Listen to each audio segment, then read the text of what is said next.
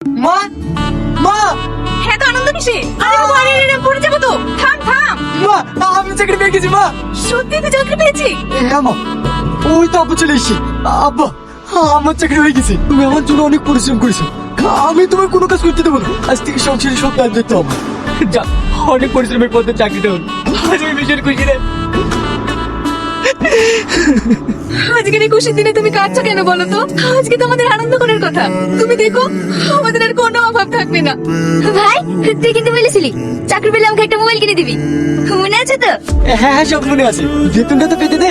ভাবতে পাগলি মেয়ের কথা। বাবু, যা হাত মুখ ধুয়ে আয়, খেয়ে নিবি। তুমিও এসো, সবাই একসঙ্গে খেয়ে নেবে। রীতি রীতি, আরে তুই ওইভাবে কি দেখছিস? দেখো তো ভাই, এই ছেলেটাকে তোমার পছন্দ হয় কিনা? কে এই ছেলেটা? এর নাম আবি। এক সপ্তাহ হলো আমাদের কোম্পানিতে নতুন জয়েন করেছে। ওর ব্যবহারও খুব ভালো। তোমার পছন্দ হয়েছে ভাই? আর আমার বোন পছন্দ করেছে, আর আমার চয়েস হবে না? বোন ওর বাড়ি ঠিকানা বল, আমি ওদের বাড়িতে গিয়ে তোদের বিয়ের কথাটা পাকা করে আসি। না ভাই, এখন না, ওই সময় হলে তোমাকে ঠিক বলবো। আগে আমি জানি ও আমাকে ভালোবাসে কিনা। সে কি রে, যাকে তুই এত ভালোবাসিস তাকে তোর মনের কথা এখনো জানাসনি?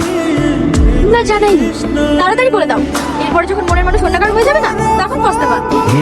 তোর ভাবি কিন্তু ঠিকই বলছে, তাড়াতাড়ি মনের কথাটা জানিয়ে দে, আর আমাকে খুশি খবরটা তাড়াতাড়ি দিস। আমার একমাত্র বোনের বিয়ে বলে কথা, সব দায় দায়িত্ব তো আমাকে নিতে হবে, তাই না?